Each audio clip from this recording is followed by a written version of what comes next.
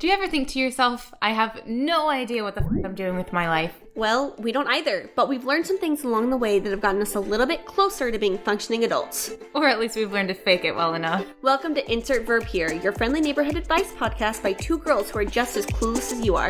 I'm Jordan. And I'm Haley. And we are Verb.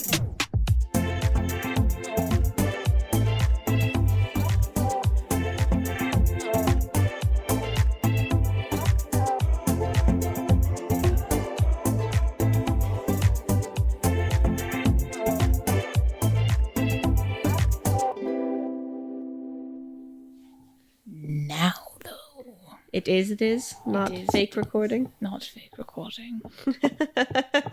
Everything you say is now on record. Oh, that's scary. I don't know how close I need to get to the mic. I know. I feel like I'm so far away. I know.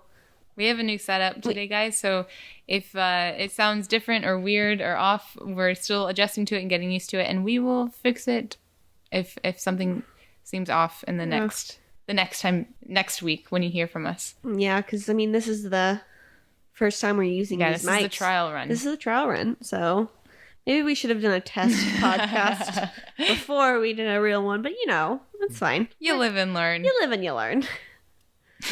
Anywho, what a great start. It's the intro for the ages. Well, Haley, we've kind of had the week off in a way. We didn't have our normal schedule. No.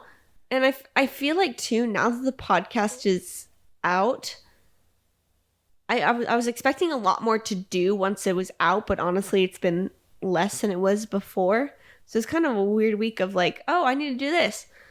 Oh, wait, actually, no, I don't. No, yeah, exactly. So it was a very empty week. And so how is your energy levels? How are you feeling? I mean, it depends on what energy level you're speaking of, because the question energy level.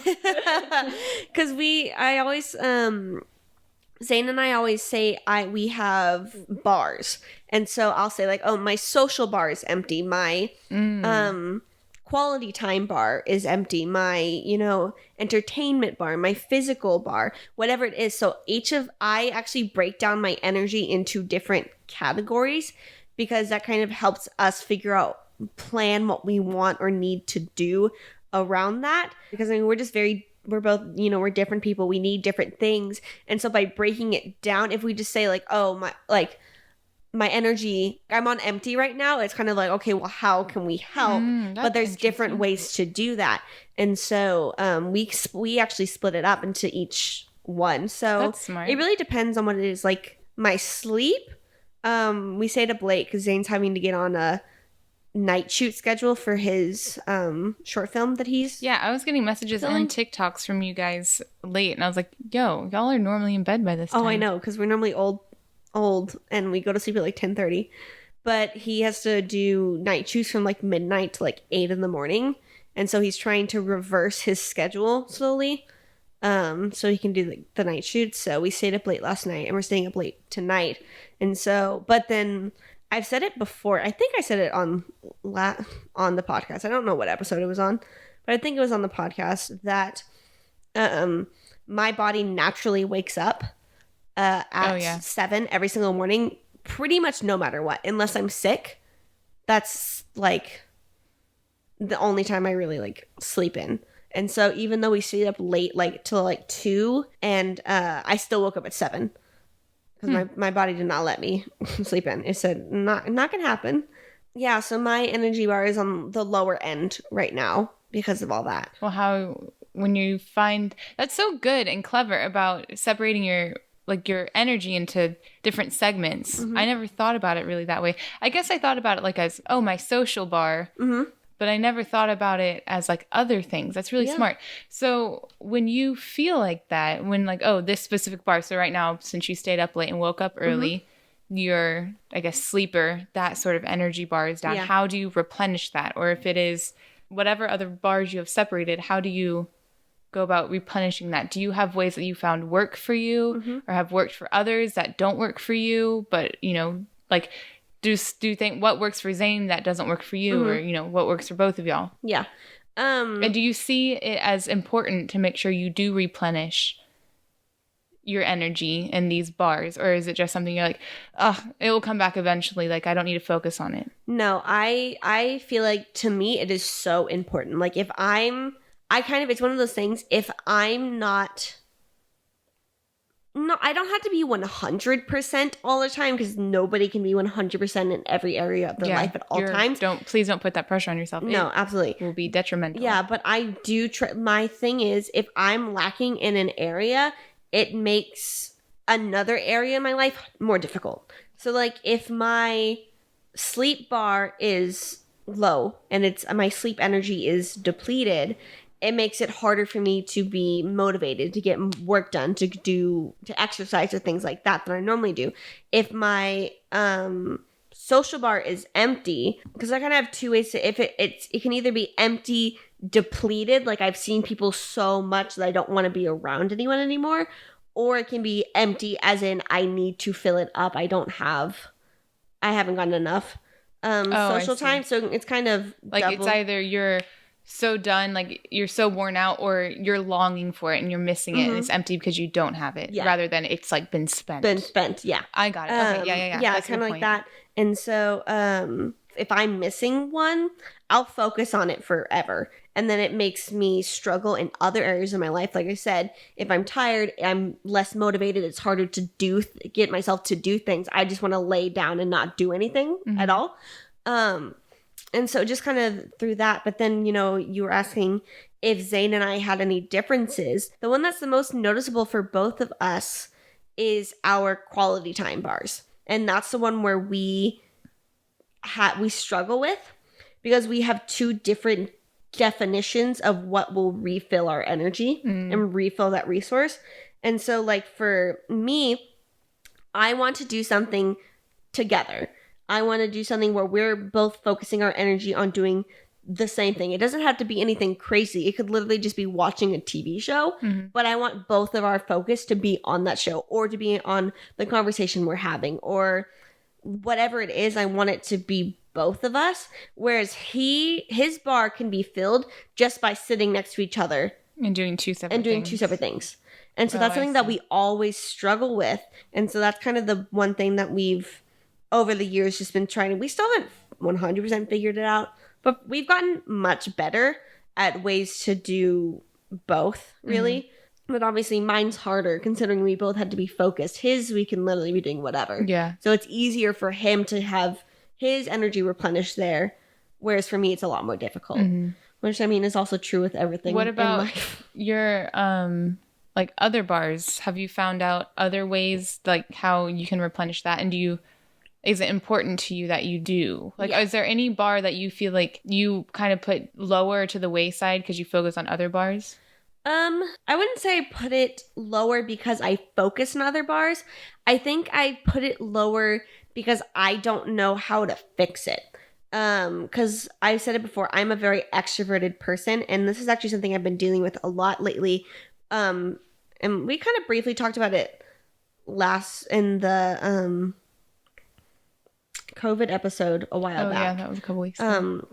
We talked about it back then too. But like I've been feeling so lonely lately, and not because it's partly because of the pandemic and everything that's been going on. Like I can't see my friends as much, so it makes it harder, and my family, it makes it a lot harder. But then also I kind of realized that I cut out so many toxic people in my life around the same time, so now I don't have any friends, and we're in the middle of a pandemic, so I can't go out to make more friends. Right. I can't go because like Zane and I always talk about it, like the best way as an adult to kind of, and I think I want to do an episode on this too, like making friends as an adult, where they're not like you have to go out and actively find people to be friends with, whereas as a kid, they're always just kind of around. And I think we talked about that briefly too in another episode. But I want to talk about that eventually.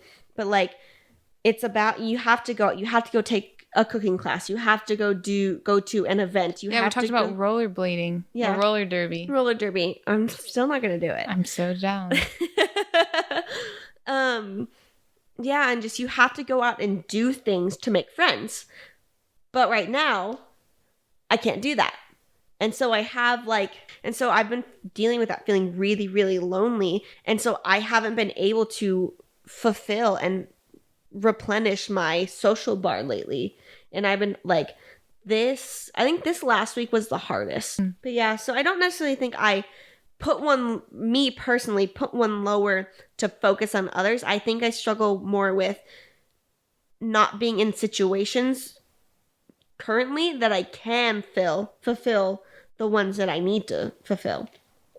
Okay, so besides like pandemic wise, when you do find that a bar is low, what tools have you found helps you recognize it and then how to replenish it?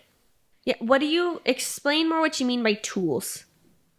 Like, for me, so for a long time, I didn't see my energy as something worth replenishing. I was just like, okay, I'm feeling down, I'm feeling tired, just whatever, just push through it, you'll get over it.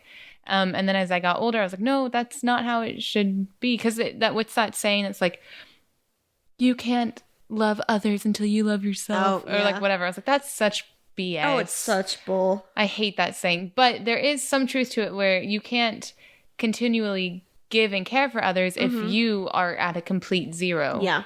So I do find that to be true. So like for me, since I don't really have it set out in bars, like in the layout you kind of do, but if I notice I'm down, especially being an introvert, so I can get kind of done with people quickly, not quickly, but I do have a social meter and it can run out fairly fast in some situations. So like for me, it's like, oh, coming home and playing my ukulele or going on a bike ride or going out in nature, or sometimes like going and treating myself to that coffee when I drink coffee, you know, like those were the things that made me feel better and kind of allowed me not really to focus on myself, but allowed me to have like peace of mind for a little bit. And then especially going outside, like going on hikes, going on walks, going on bike rides, like that sort of, or going on car drives, that used to be my thing. So that kind of helped me replenish my energy and see my energy as a resource that if I don't set out time for myself to replenish, I couldn't do it for others. And I learned through time that and like some people, like my best friend Catherine, one of her ways of replenishing her resource of energy is having self-care days where, you know, she does a face mask, she takes a nice long bath or shower, and like, you know, she really treats herself that day. Yeah. So like those are the tools like I've used and she's used. So have you found any tools that help you? Yeah. So you're basically just asking what kind of activities I like to do. What are the things that I find that help me to replenish that? So I think obviously it depends. So if it's like my social bar, it's I love hosting and I love hosting people over and like cooking for everyone and, you know, watching a movie, playing games, whatever it is. I love doing that. And so if my social bar is low, we'll invite everyone over to play Jackbox, or we'll set up a D&D day and, you know, have the 10 hours that we play that with everybody because it goes so long. Still have not played. You need to. The only time I watched was that one time, and everyone was like, Jordan, this is the worst night to come watch. Yeah. I was like, I don't know anything about it. Do you want to play? I want to watch an actual game first. Okay. But obviously we can't do it now. Anywho, yeah, so like if it's social, we'll just find ways to invite everyone over. Obviously in the past, not right now. To invite everyone over and host them and do all that kind of stuff. Or if it's not something that big, we'll get everyone together to play video games. That's a big kind of thing that we do because it's very easy and we can do it with all our friends from anywhere. What about things that aren't social? Yeah, social. So that's social. On the other end, for me, like if my entertainment bar is low, because I am a workaholic to a degree. I flip between workaholic and then so lazy I don't do anything. We flip back and forth. It depends on the day or the week, really. What are you thinking? I was trying to think of the opposite, workaholic and mashed potato. Well, I was trying to make it workaholic and blah-blah-holic, but I couldn't think of anything. Anyway. Yeah. Couch TV-aholic. I don't know. Yeah, so if it's when I am being a workaholic, it's allowing myself to sit down by myself. And I love TV. I love reality television so much. It is a hot mess, and I love every single second of it.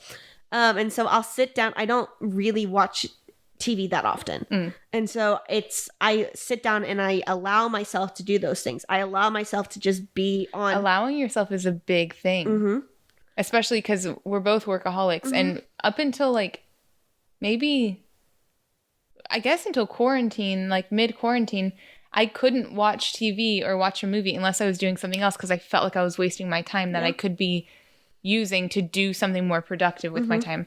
And now I'll allow myself to like, I love Brooklyn Nine-Nine. So I'll like at night, I'll sit down with some ice cream and I'll watch a couple episodes of Brooklyn Nine-Nine, like at least twice a week, where in the past I would never have done that because I'm wasting my time. I could be doing XYZ, more productively. So I think like sitting down and allowing yourself, like you said, is really good because you do have to, and some people, you really do have to allow yourself to do that because it feels wrong. And it's not about energy, but on a different note of allowing yourself, that's something that I've been really trying to do with my body dysmorphia.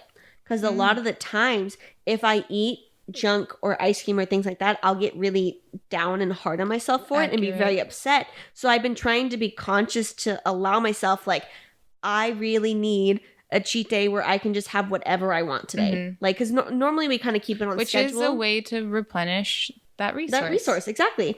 And or like I don't want to give myself a full cheat day, but I really want ice cream right now, and allowing myself to get that and realizing that it's not going to do anything physically. One day is not going to do anything.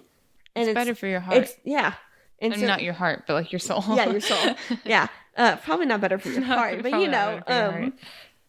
and so just like, I think that's a great point. Just allowing yourself to do things and allowing yourself to. Because as someone who, like I said earlier, didn't see your energy as a strong resource that you need within yourself that you need to replenish, I never allowed myself to replenish those things. So I think the biggest thing is allowing yourself what you want instead of like trying to, depending on who the person is. Like, but I know for me and people who are like me, like focusing on other people, like I can't, get my hair cut or I don't know, whatever. I can't do something that focuses on me because I have to do XYZ for work, or I have to do XYZ for my friend, or XYZ for my family. Like, allow yourself, no. I am worth treating myself to make myself feel better. Like you are allowed to do things for yourself. I think that's the important thing to take away from this. I think that goes into this next question. The next question we were going to ask, actually, because the question was how to set healthy boundaries. And so I was thinking of it obviously as setting it with other people, but I think that's a good point. Allowing yourself is setting healthy boundaries within yourself. Yeah. And allowing, like you said, like you felt like you couldn't allow yourself to do things because you had to help other people. And so setting that healthy boundary, like you said, that you learned that if you're at empty, you can't help just other like people. A car. Yeah. A car needs gas. You have to go get gas for your car. Whatever your version of gas is. But fuel, I will say. Yeah, instead. Fuel. Whatever your version of fuel is, you need to get that for yourself as well. Yeah. And so I think that's a great segue into the next question about like setting healthy boundaries in general, but also within yourself. And so kind of because you briefly kind of talked about how it kind of came about, but what really was the point that made you realize that you need to set those boundaries for yourself, and allowing yourself to set those boundaries so that you can therefore help other people and replenishing your energy? Right now, I can't think of a specific point.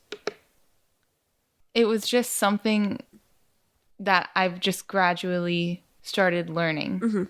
And I think once I started working on myself more, like focused on working on myself and bettering myself in, whatever way at that time, it's just something that then followed. Because I think in a way, if you respect yourself, because I never thought I disrespected myself. Yeah. But when you truly respect yourself and like accept who you are and like allow yourself to grow, then I feel like those healthy boundaries are just the added bonus. Like you won't allow people to treat yourself or allow people to treat you that way anymore. You won't allow people to talk to you that way. Not saying you're going to be rude, but how dare you speak to me? But like, I just think it, I don't know. There was just never a specific point where I was like, oh, it's just kind of gradually came. Yeah. That's an interesting point you make about like not allowing people to treat you that way or talk to you that way. Because I feel like that's something that we both, especially recently, been kind of dealing with, is having people like that in our lives. And I didn't think about that as like, oh, I'm setting this boundary with this person that they're not allowed to treat me that way. Yeah. I guess I never put two and two together like that. I was just like, oh, we didn't jive. We didn't jive. Obviously things that they would do would upset me, but I never thought about it as a doing like not having them in my lives anymore is a boundary that I've set between us because I will only allow people who treat me kindly, who treat me as a true friend, who don't take advantage of me, who don't speak badly about me or my husband or XYZ, you know? And so I think that's a really good point. I actually hadn't put that two and two together like that. Yeah, and I didn't think of healthy boundaries as like internal healthy boundaries either. Like I never thought about it. But I did look up like 10 ways, or I looked up how to set healthy boundaries for this question. And on Psych I Central, also looked up the same thing. On Psych Central, they have 10 ways to build and preserve better boundaries. And the first one is name your limits. So that could either be to you, like making a list out for yourself, or for other people, whether I think people who are going to college for the first time and having to live with roommates for the first time, or even after college, you know, like if you're getting a roommate or whatever the situation is, setting boundaries for what you expect from your roommate and from your household, and they should do the same for you, so y'all are on the same page. I think that will really open up communication and can kind of cut out tensions and things. I say, I think that's very important, especially if you're going to school, because for me, I am a people pleaser and a pushover. At least I was. I'm less now. I've gotten a lot better because I respect myself a lot more than I did back then.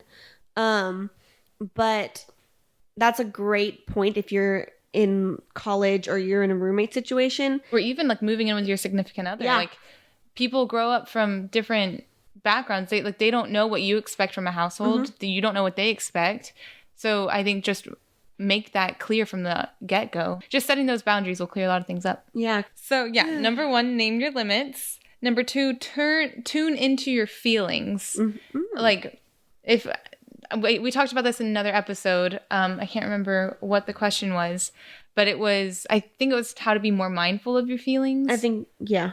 But just stopping, if something's happening, just stopping where you are and say like, how is this making me feel? How is this affecting me? Do I like this? Do I not like this? And if you don't like it, don't feel ashamed to set that boundary. It's for you. It's for the other person. Like the other person may not know it's making you uncomfortable. So tune into your feelings. They on psychcentral.com, it says, ask yourself what's causing this. What about this interaction or this person's expectation is bothering me? So kind of tune into yourself, and then be direct, which I struggle with so hard. Really? Being direct with what I want. I'm like, well, yeah. Hi, excuse me. Hi, may I? I'm so sorry to bother you. May I have a red cup, please? Oh, you only have blue? Oh, sure. You don't want to give me red? Okay, that's fine. Okay, thank you. Like, I don't want to ever bother. I don't want to be anyone's reason for having a bad day, you know? So that's not to say, like, if you're going out to eat, be rude to your waiter. That's not saying that at all. But, like, if you need to be direct with what you want. Yeah. Like, I think it's something we both need to work on. Yeah. Because I struggle. I mean, even with Zane, I still struggle with that. Yeah. Because especially, I don't know if I've said this before, actually. When I was young, I was vegetarian for about 10-ish years. And so through that, I learned, like, I couldn't expect people to, and I guess you probably know this too as a vegan too. You like you can't expect people to accommodate your diet. No, not at all. Ever. And so, and especially because we live in the South. yeah, where it's all Definitely not. Definitely not. And so, dealing with like, I never wanted to be the one that like causes a food issue. Yeah, causes a food issue. So I would either just like, if they only got pepperoni pizza, not cheese, I would just pick out the pepperoni and just eat it, like get some of the grease off and then eat it anyways. Or I just wouldn't eat. Mm-hmm. Or I would get used to bringing my own things and just different things like that. Or like in the neighborhood I grew up in, they have 4th of July parades every year, and they would do hot dogs and hamburgers on the grill at the pool. And I've been vegetarian since I was 12. I started when I was 12, and I've been vegan for the last 2 years or so. But I didn't realize it was that recent. Being vegan? Yeah. I've been trying on and off for about 5 years, but it wasn't until after I came back from school that I was, because like when you live with your parents, you like, I lived with my dad growing up, and I didn't want, and he was already nice enough to like cook 2 meals, a vegetarian meal and then a meat meal for him. So that was already really sweet. And then I didn't want to like cause more issues by going, oh, also I don't eat dairy now. So add that to when you make me dinner. And then also like growing up, going to community college, and then just being a young student, you don't really have the means to buy vegan food because it is expensive, or it can be expensive. So anyway, yeah, it's only been about 2 years that I've been vegan, that I've been able to like support myself doing it. But anyway, the point is at these parades, I would just go and get a hot dog bun, just have the hot dog bun and fill it with like mustard, ketchup, and relish, and then just eat that and not the hot dog itself. And everyone thought I was so weird, but I was like, there's nothing else for me to eat here. And it's like, that's the thing with having those specific diets growing up. No, like very few people are ever like want to accommodate. Like they never think about it. Is an inconvenience for other people, but it's also an inconvenience for yourself. People who don't eat. So you kind of just learn to like to just not be upfront about what you're wanting, because like you don't want to inconvenience other people, and that's something that I'm still struggling with even to Zane, because like because you're a people pleaser. Yeah, I'm a people pleaser, but you have to remember you're a people too, so you have to people please yourself. People listening, it's so hard. People please yourself first, and then people please others. What if I want to people please myself last? But that's not setting boundaries. You're right. It's just it's so difficult. It's difficult to voice my opinion. Yeah. Like I just struggle with that so much because I'm a people pleaser. And then the next thing is give yourself permission, which is kind of what we talked about earlier. Giving yourself permission, allowing yourself to do what you want, what makes you feel good. Give yourself permission to set those boundaries, to tell someone that makes me uncomfortable. You don't have to feel guilty about it. Allow yourself to do it without feeling guilty. And it's not, and the first time you do it, it's not you'll be like, oh wow, I don't feel guilty. This is great. That may happen, but don't set that expectation out. No. It's okay if you feel guilty. It's going to be a process to work through. It's a learning curve. Like if you've been doing one thing for so long, obviously trying to because that's like, I've been trying to rewire my brain with my body dysmorphia recently, and so some days it's great and I'm already like believing what I'm saying and everything like that, but then some days it all comes crumbling down around me, but I don't put that pressure on myself to be 100% perfect already, because I've been dealing with this for the last 22 years of my life, and so it's just not putting the pressure on yourself to be 100% perfect from the beginning. It's going to take time. And then just to wrap, they have more things on their list, but just to wrap up a couple things that I thought were really important, like we talked about again, make your self-care a priority. Seek support if you want to set boundaries in your relationships, whether that's personal relationships, like friend relationships, work relationships. Have your coworkers, have your friends, have your family that do support you, help you set and maintain those boundaries, because it's really easy to say, oh, this is the boundary I'm going to set, and then the second it inconveniences someone, you're like, I'm so sorry. Yeah, no, that's fine. So make sure you have that lovely support system to help you keep that boundary there. And then the last one I'm going to say is start small. Yeah. Build up that confidence to where you can set those boundaries and stick with those boundaries. So start small with, maybe not allowing your friend to talk bad about your friend or your significant other in front of you. And if they are doing that, maybe you should rethink the friendship, but that's not the point. The point is just start small with that boundary. It's going to be really scary because you're standing up for yourself, and that's something that a lot of people struggle with. So start small, work your way up, build that confidence, have that lovely support system, be assertive, know what you want, and be proud of yourself, because that's a really hard thing to do, and you're going to make a better choices for your life with that, and people are going to respect you and you're going to respect yourself. Yeah. It's a journey. It's a journey. It always is. So to wrap today's episode up, do I see my energy as a resource worth replenishing? Yes. Yes, you should. Allow yourself to sit back and replenish it in whatever way is healthy for you, whether that's hanging out with your friends like Haley, or if that's going on a bike ride and being out in nature like Jordan, whatever is good for you. And remember to set those healthy boundaries. And I think both in other people and for yourself. Yes. So guys, we only had 2 questions today. So if you want to ask more questions, either do it on social media, on Instagram, on Twitter, or you can email us at askivhpod@gmail.com, which is ask insert verb here at ivh or at gmail.com. So you can do it there. I was going to say, we also have a contact form on our website. Oh, yes. So you can just message us straight on the website. Which is verbofficial. Verbofficial.com. It's a cute website. Haley worked her little booty off. You should go see it and tell her how great of a job she did. Thank you, love. Yeah, it's all in the join the movement section if you guys want to know all that kind of stuff, or also in literally any other section too. I think we talked about it like 18 times.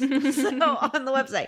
So you can go to the website, Verbofficial. You can go to the website, verbofficial.com, and see everything. It's our little Verb hub. Yeah. And there's also stuff where you can buy our merch, which Haley's designed, and it looks super cute. Thank you. It looks really, really good. And there's also, when you do if you buy our merch, 5% of the proceeds go to Anxiety and Depression Association of America. ADAA. So check them out. Guys, if you have any people like you want us to check out, like different charities and stuff, send them our way. We'd love to learn about them and potentially like help them out and partner with them maybe. Yeah, that would be great. I think with that, I've talked everyone's ear off today. And on that note, goodbye. Ding, ding, ding, ding. Make sure to check us out on social media at GotVerb or at our website, verbofficial.com. And send us your questions at askivhpod@gmail.com. We post new podcast episodes every Monday, so subscribe to Insert Verb here so you can insert verb into your daily routine.